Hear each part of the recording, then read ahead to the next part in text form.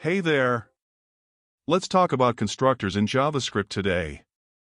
A constructor is a special function used to create objects.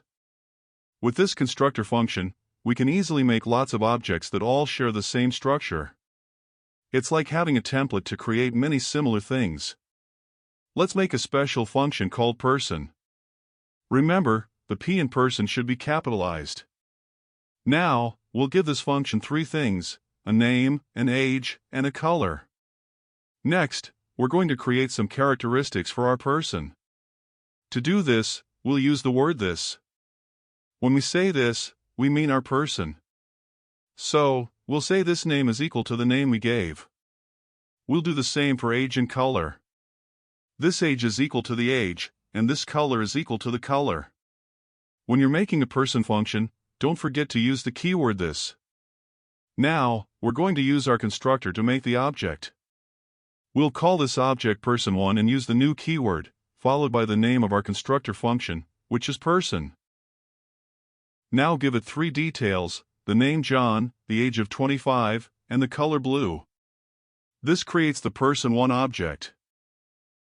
To check the information, let's use console.log.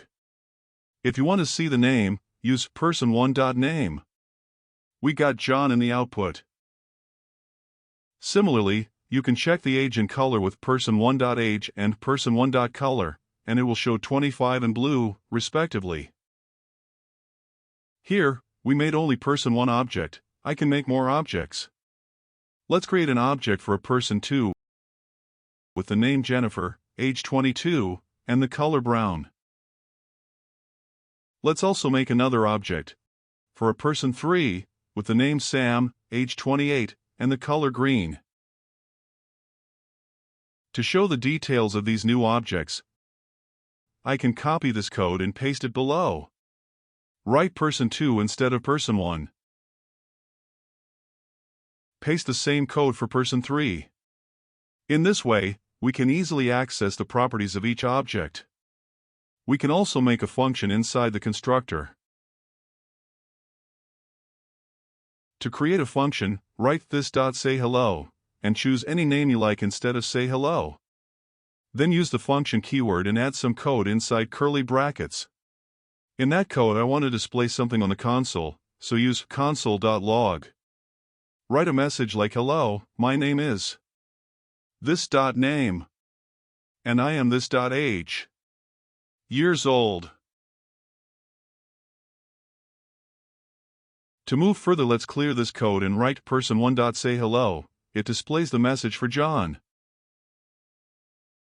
If I duplicate it and write person2, do the same for person3, it will show the same message for objects 2 and 3. If you wish to include a new detail in the person1 object, you can do it like this: type person1, and let's say I want to add the property address. After that, use the equals sign and write some text, like unknown address for now.